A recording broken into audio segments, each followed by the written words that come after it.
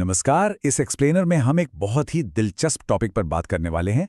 हम डिकोड करेंगे कि आखिर बड़े-बड़े सॉफ्टवेयर सिस्टम्स की प्लानिंग कैसे होती है और उनके अलग-अलग हिस्से आपस में कैसे कम्युनिकेट करते हैं। और हाँ, क्योंकि हमारा फोकस कम्युनिकेशन डायग्राम्स पर है, इसलिए ये सब बिल्कुल आसान भाषा में होगा, बिना किसी भारी भरकम टेक्निकल जार्गन के, ताकि बिगिनर्स को भी सब कुछ एकदम क्रिस्टल क्लियर हो जाए। चलिए एक बिल्कुल बेसिक सवाल से शुरुआत करते हैं। कभी सोचा है कि आखिर कैसे कोड के हजारों अलग-अलग हिस्से, जो बिना ऑर्गेनाइज किए किसी उलझी हुई स्पगेटी की तरह लगते हैं, एक दूसरे के साथ बिना क्रैश हुए काम कर लेते हैं? मेरा मतलब है, एक नॉर्मल सिस्टम में हजारों कंपोनेंट्स होते हैं, फिर भी सब कुछ एकदम सीमलेस चलता है। ये अपने आप में किसी चमत्कार से कम थोड़ी है।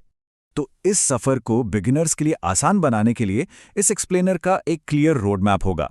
हम शुरू करेंगे सॉफ्टवेयर ब्लूप्रिंट से, फिर समझेंगे ऑब्जेक्ट्स और मैसेजेस को, उसके बाद आएगा कोलैबोरेशन डायग्राम, फिर एक रियल वर्ल्ड उदाहरण देखेंगे और आखिर में समझेंगे कि इस कम्युनिकेशन को विजुअलाइज करना इतना जरूरी क्यों है। Section 1, the software blueprint. तो चलिए सबसे पहले यही क्लियर करते हैं कि डेवलपर्स सीधे कीबोर्ड पर बैठकर कोड क्यों नहीं टाइप करने लगते। देखिए, जैसे किसी बड़ी रेजिडेंशियल सोसाइटी को बनाने से पहले उसका लेआउट और लोगों का इंटरैक्शन प्लान करना जरूरी है, बिल्कुल वही काम ऑब्जेक्ट ओरिएंटेड मॉडलिंग यानी OOM करता है। ये बेसिकली एक ब्लूप्रिंट है।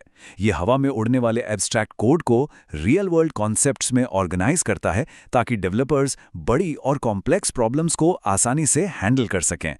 सेक्शन 2, ऑब्जेक्ट्स और मैसेजेस। अब देखते हैं कि ये ब्लूप्रिंट एक्चुअल में उन हिस्सों में कैसे बदलता है जो इस डिजिटल सोसाइटी को चलाते हैं। सबसे इंपॉर्टेंट बात, एक ऑब्जेक्ट सिस्टम में बिल्कुल किसी वर्कर या एक्टर की तरह होता है, जिसका अपना एक स्पेसिफिक काम होता है। ये रियल वर्ल्ड एंटिटीज होते हैं, जैसे कोई कस्टमर हो गया, बैंक अकाउंट हो गया या कोई कार। हर ऑब्जेक्ट की अपनी कुछ खासियत होती हैं और अपना एक बिहेवियर होता है। पर सच्चाई ये है कि कोई भी एक अकेला ऑब्जेक्ट सिस्टम में कुछ खास नहीं कर सकता। उन्हें अपना काम पूरा करने के लिए एक दूसरे के साथ कम्युनिकेट करना पड़ता है। इसे मैसेज पासिंग कहते हैं। ये बिल्कुल वैसा ही है जैसे लोग एक दूसरे को नोट्स या ईमेल्स पास करते हैं। जब एक ऑब्जेक्ट दूसरे को मैसेज भेजता है, तभी एक बड़ा टास्क कंप्लीट हो पाता है। Section 3, the collaboration diagram. अब जब हमें इस डिजिटल नाटक के किरदार और उनकी बातचीत का तरीका समझ आ गया है, तो चलिए उनके इस इंटरैक्शन को मैप पर देखते हैं। यहीं पर एंट्री होती है कोलैबोरेशन डायग्राम्स की। इसे हम कम्युनिकेशन डायग्राम भी कहते हैं। और फ्रैंकली, ये टॉपिक बिगिनर्स के लिए बहुत ही आसान और काम का है। ये डायग्राम एक नक्शे की तरह काम करता है, जो इन सभी अलग-अलग ऑब्जेक्ट्स को एक साथ जोड़ता है। इसमें स्ट्रक्चरल टीम वर्क और मैसेजेस का क्रोनोलॉजिकल टाइम दोनों एक ही जगह पर देखे जा सकते हैं। एक असली डायग्राम देखने से पहले इन 4 बेसिक एलिमेंट्स को समझना जरूरी है। पहला, एक्टर्स, जो इस प्रोसेस को शुरू करते हैं। दूसरा, ऑब्जेक्ट्स, जो एक्चुअल में काम कर रहे हैं। तीसरा, लिंक्स, यानी वो रास्ते जो इन ऑब्जेक्ट्स को आपस में जोड़ते हैं। और चौथा, मैसेजेस, जिन्हें सीक्वेंस नंबरिंग के साथ इन लिंक्स के जरिए भेजा जाता है। सेक्शन 4, एक रियल वर्ल्ड उदाहरण। अब इस थ्योरी को थोड़ा प्रैक्टिकल बनाते हैं। एक ऐसी सिचुएशन लेते हैं जिससे हम सब वाकिफ हैं, बैंक का उदाहरण। चलिए इस बैंकिंग डायग्राम पे थोड़ा फोकस करते हैं, जो सीधे सोर्स मटेरियल से लिया गया है। ये डायग्राम दिखा रहा है कि एक कस्टमर बैंक से कैश निकालने की कोशिश कर रहा है। इसमें कस्टमर, क्लर्क, कैशियर और अकाउंट, ये 4 मेन किरदार हैं, और ये सभी एरोज और लिंक्स के जरिए एक दूसरे से जुड़े हुए हैं। अब अगर इन नंबर्स वाले सीक्वेंस को ध्यान से फॉलो करें तो पूरी कहानी स्टेप बाय स्टेप समझ आती है।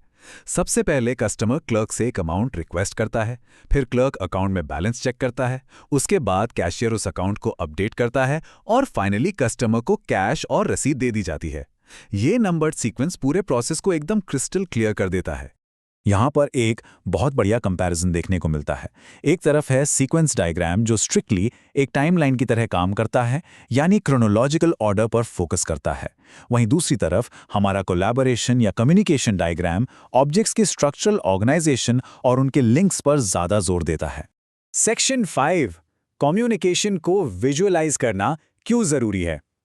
इस ब्लूप्रिंट को एक्चुअल में काम करते हुए देखने के बाद चलिए समराइज करते हैं कि आखिर सॉफ्टवेयर इंजीनियरिंग में इन मॉडल्स को बनाना इतना स्टैंडर्ड क्यों माना जाता है। देखिए, सबसे अहम बात यह है कि कम्युनिकेशन को विजुअलाइज करने से ओवरऑल रिस्क बहुत कम हो जाता है। बड़े और जटिल सिस्टम्स को नए टीम मेंबर्स के लिए समझना एकदम आसान हो जाता है। और सबसे खास बात, इसका किसी स्पेसिफिक प्रोग्रामिंग लैंग्वेज से कोई लेना देना नहीं है। बस ये इंश्योर करता है कि फाइनल सॉफ्टवेयर वही करे जो कस्टमर की डिमांड है। सोर्स टेक्स्ट की एक बहुत ही पावरफुल बात यहाँ शेयर करना चाहूँगा। ग्रेडी बूच का कहना है कि अच्छे सॉफ्टवेयर डिप्लॉयमेंट के लिए मॉडलिंग एक सेंट्रल हिस्सा है। मतलब अगर आपका आर्किटेक्चरल मॉडल ही सही नहीं है तो आप चाहे जितना भी बढ़िया कोड क्यों ना लिख लें, कोई फायदा नहीं। एक मजबूत नींव ही कामयाब सिस्टम बनाती है। तो इस एक्सप्लेनर को खत्म करने से पहले बस एक सवाल पर सोचिएगा, आखिर कैसे सिर्फ मैसेजेस को विजुअलाइज करने का ये छोटा सा ब्लूप्रिंट आज उन सारे टूल्स और सिस्टम्स की बैकबोन बना हुआ है जिन पर पूरी दुनिया हर दिन डिपेंड करती है। खैर, समझने वाली बात यही है कि बेहतर कम्युनिकेशन डायग्राम से ही कल का बेहतर टेक बनता है।